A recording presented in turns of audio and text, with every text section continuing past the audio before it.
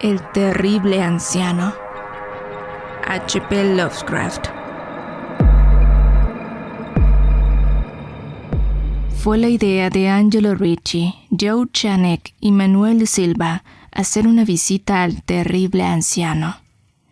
El anciano vive a solas en una casa muy antigua de Walter Street, próxima al mar, y se le conoce por ser un hombre extraordinariamente rico, a la vez que por tener una salud extremadamente delicada, lo cual constituye un atractivo señuelo para hombres de la profesión de los señores Ricci, Chanec y Silva, pues su profesión era nada menos digno que el latrocinio de lo ajeno. Los vecinos de Kingsport dicen y piensan muchas cosas acerca del terrible anciano, cosas que generalmente le protegen de las atenciones de caballeros como Mr. Ricci y sus colegas, a pesar de la casi absoluta certidumbre de que oculta una fortuna de incierta magnitud en algún rincón de su enmohecida y venerable mansión. En verdad es una persona muy extraña, que al parecer fue capitán de Clipper de las Indias Orientales en su día.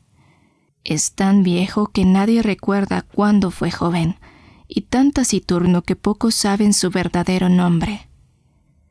Entre los nudosos árboles del jardín delantero de su vieja y nada descuidada residencia, conserva una extraña colección de grandes piedras, singularmente agrupadas y pintadas de forma que semejan los ídolos de algún lóbrego templo oriental. Semejante colección ahuyenta a la mayoría de los chiquillos que gustan burlarse de su barba y cabello, largos y canosos, o romper las ventanas del pequeño marco de su vivienda con diabólicos proyectiles. Pero hay otras cosas que atemorizan a las gentes mayores y de talante curioso que en ocasiones se acercan a hurtadillas hasta la casa para escudriñar el interior a través de las vidrieras cubiertas de polvo. Estas gentes dicen que sobre la mesa de una desnuda habitación del piso bajo hay muchas botellas raras, cada una de las cuales tiene en su interior un trocito de plomo suspendido de una cuerda, como si fuese un péndulo. Y dicen que el terrible anciano habla a las botellas, llamándolas por nombres tales como Jack, Scarface, Long Tom, Spanish Joe, Peters y Mate Ellis, y que siempre que habla a una botella, el pendulito de plomo que lleva dentro emite unas vibraciones precisas a modo de respuesta. A quienes han visto al alto y enjuto terrible anciano en una de esas singulares conversaciones, no se les ocurre volver a verlo más. Pero Angelo Ricci, Joe Chanec y Manuel Silva no eran naturales de Kingsport.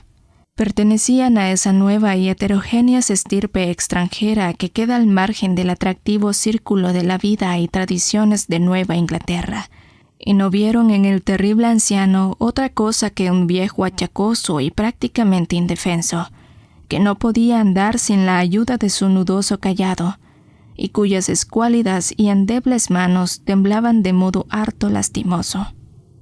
A su manera, se compadecían mucho del solitario e impopular anciano, a quien todos rehuían y a quien no había perro que no ladrase con especial virulencia. Pero los negocios, y para un ladrón entregado de lleno a su profesión, siempre es tentador y provocativo un anciano de salud enfermiza que no tiene cuenta abierta en el banco y que para subvenir a sus escasas necesidades paga en la tienda del pueblo con oro y plata españoles acuñados 2 siglos atrás. Los señores Ricci, Chanec y Silva eligieron la noche del 11 de abril para efectuar su visita.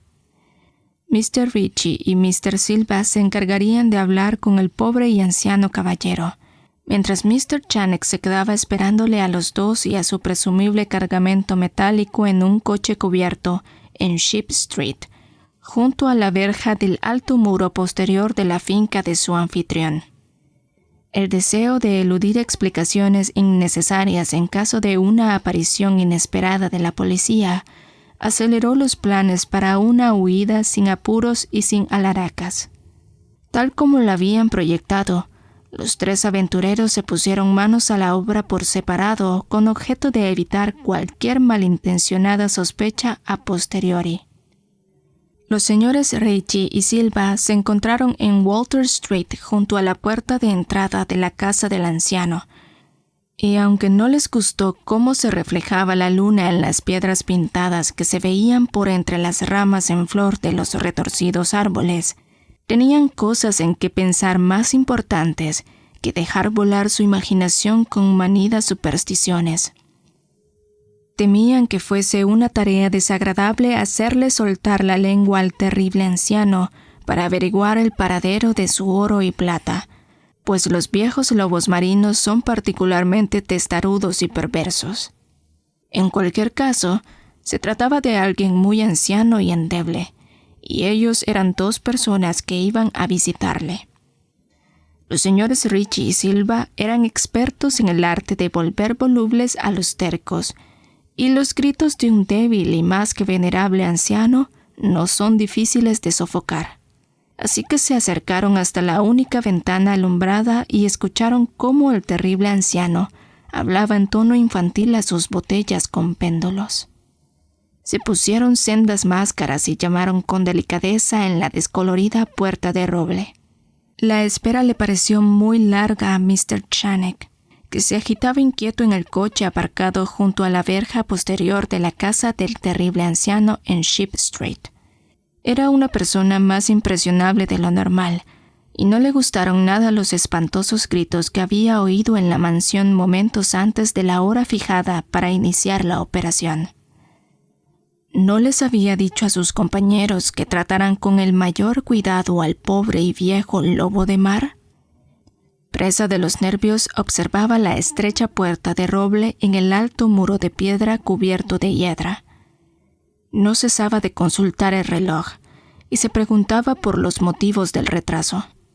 ¿Habría muerto el anciano antes de revelar dónde se ocultaba el tesoro y habría sido necesario proceder a un registro completo?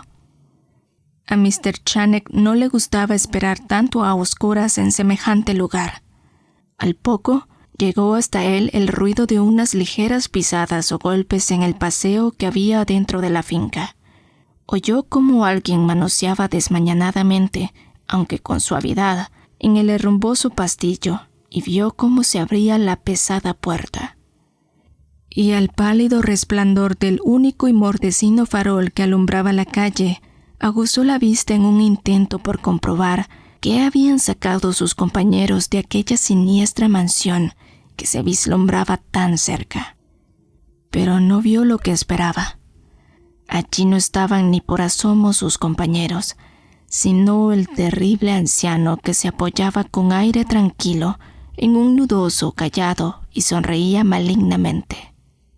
Mr. Channing no se había fijado hasta entonces en el color de los ojos de aquel hombre. Ahora podía ver que eran amarillos. Las pequeñas cosas producen grandes conmociones en las ciudades provincianas. Tal es el motivo de que los vecinos de Kingsport hablasen a lo largo de toda aquella primavera y el verano siguiente de los 3 cuerpos sin identificar, horriblemente mutilados, como si hubieran recibido múltiples cuchilladas, y horriblemente triturados, como si hubieran sido objeto de las pisadas de muchas botas despiadadas que la marea arrojó a tierra. Y algunos hasta hablaron de cosas tan triviales como el coche abandonado que se encontró en Ship Street, o de ciertos gritos harto inhumanos, probablemente de un animal extraviado o de un pájaro inmigrante, escuchados durante la noche por los vecinos que no podían conciliar el sueño.